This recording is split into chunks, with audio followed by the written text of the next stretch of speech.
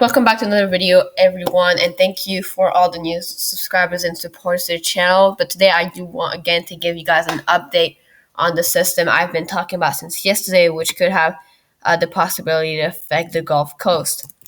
Now, National Hurricane Center has now given us a chance of formation of a 20%. Remember, we were talking about it yesterday, that a low pressure system could be forming here and moving through the area like this. Now, things have a little changed today. That's why I want to make an update. We actually have a little bit of new information. We have a little bit of a better understanding of what could happen. And that's why I need to make this update, as now how it's going to form and where it's going to hit has shifted a little bit towards the Louisiana area. And we're now looking at the possibility of a crossover system from the Eastern Pacific. So we really got to look into that. So stick to the end to know all the latest information and see if you could be affected by the storm. As always, start of hurricane season, so don't forget to make any preparations before, last minute things happen. So first off, National Hurricane Center has now given us a 20% chance, or is it saying a low pressure system is likely to form by the end of the week, and that it could move generally northwestward and has the potential to develop. Now, they're saying it's going to move over Central America. So they're saying if it is going to form, it's just going to move straight into Central America. And that's what the models are now hinting. And we're going to look at that in a minute. Where yesterday, it looked like it could actually go in the Gulf. Now we have a little bit of a different situation. So this is the latest GFS run. It's not completely rendered out, but it still gives us a good look at what's going to happen. So obviously, this is right now. We still got that ridge here. Still got that ridge up here, which is continuing to obviously push the systems. We still have, this area of thunderstorms activity in the Eastern Pacific, which, by the way, has been giving a 50 or 40% chance of forming. And we talked about that yesterday, where we could be getting two low-pressure systems forming from that area of thunderstorm activity really spreading out into the Western Pacific. And that's what the National Hurricane Center has noted on, where they're saying that two storms have the possibility to form. Now we're going to have to keep an eye on. But what ends up happening with the new GFS run, yesterday they were giving a little bit more favor that this low pressure center would form within the Eastern Pacific. Today they've switched sides. They're saying, look, we're going to continue to have this thunderstorm activity in the Western Caribbean, but they're saying what's really going to happen here is that it's not really going to form as much as we thought it would. And so, as you can see, this is already 198 hours in, and the GFS doesn't form anything yet. Where yesterday, at about 80 hours in, like right here, we had already a formed system. Now, they do have that low pressure center, like National Hurricane Center is talking about. We have somewhat of a close center, but sorry about that. But it really doesn't, become any tropical system. And they've also kind of dropped on the Eastern Pacific one.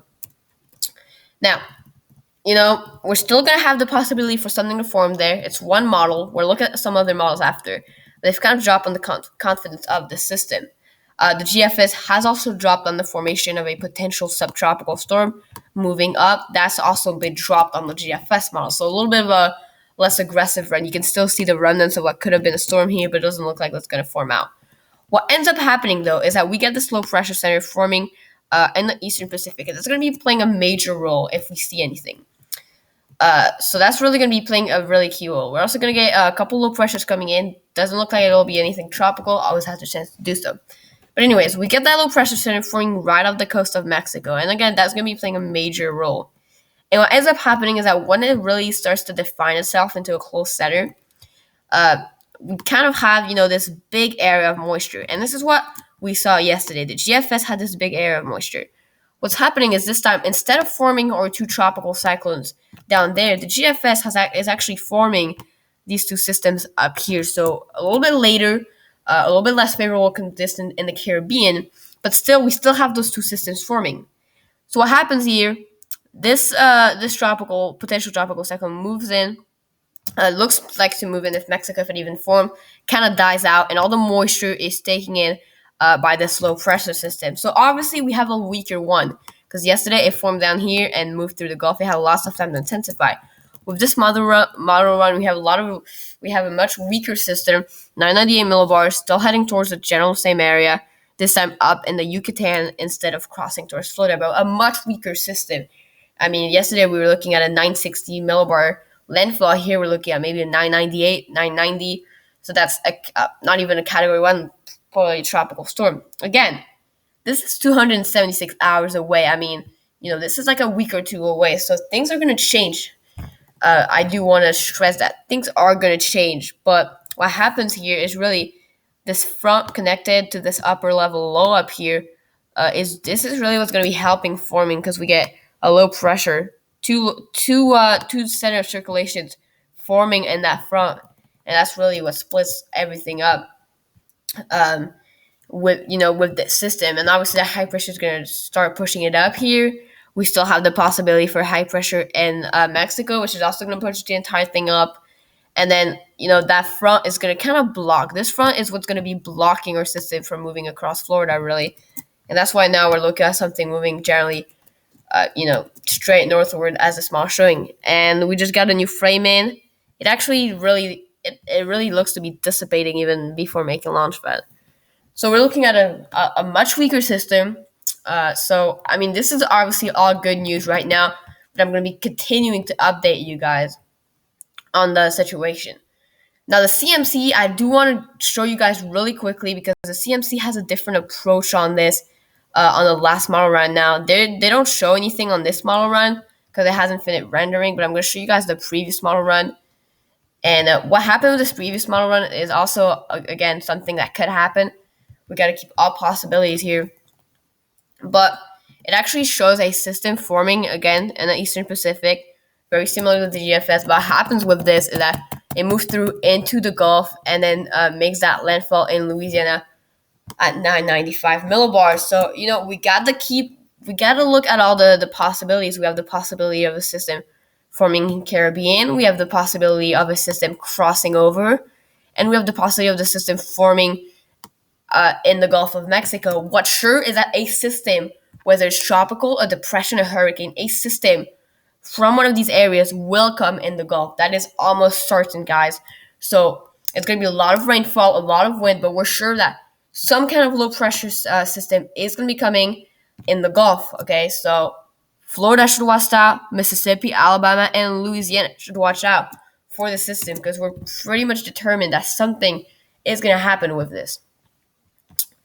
So we got to keep it a close eye. The GFS, of course, still showing a pretty good thing. If we look at the MSLP, you can see those low pressure centers. We're going to have lots of moisture in the air for these systems to develop. That's really going to help our storms here form, as you can see right here. So yeah, I mean, again, we're going to look at the rainfall. Now, the rainfall, again, still a lot of rainfall over Cuba, but since we have a weaker storm, it's not really expected to move on to Florida or Louisiana as much. But same thing here. I mean, it could be a strong storm, but we're really going to have to see how this does end up forming out. And really quickly, if we look at this humidity map, you can see that the reason the GFS isn't really forming it earlier anymore. Sorry about that. It's not because we don't have any moisture in the. Not because we don't have like that much moisture, but we're gonna have a lot of moisture again still pushing in from Central America, as we talked about yesterday, and that moisture is gonna be really moving into the Gulf and set up a nice path here for this to move in. And then you can see at first, I mean, all this moisture, and what really kills the storm at the end is we get this dry air getting sucked in, which is what the GFS model is predicting. I'll have more on the system. As always, don't forget to drop a like, subscribe, and I'll have an update